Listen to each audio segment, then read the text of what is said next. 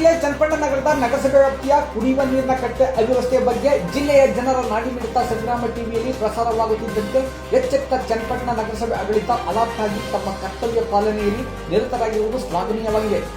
ಕುಡಿಯುವ ನೀರಿನ ಕಟ್ಟೆ ಅಭಿವೃದ್ಧಿ ವೆಚ್ಚವಾಗಿರುವ ಕೋಟ್ಯಾಂತರ ಹಣ ಅದೇ ಕಟ್ಟೆಯ ನೀರಿನಲ್ಲಿ ಹೋಮವಾಗಿರುವುದು, ಕಬ್ಬಿಣದ ಬೇಲಿ ಬಾಗಿ ರಸ್ತೆಗೆ ಬೀಳುವ ಸ್ಥಿತಿಯಲ್ಲಿರುವುದು ಹಾಗೂ ಅಲ್ಲಿನ ಹಲವಾರು ಅವ್ಯವಸ್ಥೆಗಳ ಬಗ್ಗೆ ಸಂಗ್ರಾಮ ಟಿವಿ ಬೆಳಕು ಚೆಲ್ಲಿದ್ದನ್ನು ಸ್ಮರಿಸಬಹುದು. ನಗರಸಭೆ ಅಧ್ಯಕ್ಷರಾದ BN ನಾಗೇಶ್, ಪೌರಾಯುಕ್ತರಾದ ಮಹೇಂದ್ರ ಹಾಗೂ ಹಲವಾರು ಅಧಿಕಾರಿ ವರ್ಗ ಸಂಗ್ರಾಮ ಟಿವಿಯಲ್ಲಿ ಸುದ್ದಿ ಪ್ರಕಟವಾದ 24 ಗಂಟೆಗಳಲ್ಲಿ ಕುಡಿಯುವ ನೀರಿನ ಕಟ್ಟೆಗೆ ಹೊಸ ರೋಡ್ ನೀಡಿರುವುದು ಶ್ಲಾಘನೀಯವಾಗಿದೆ.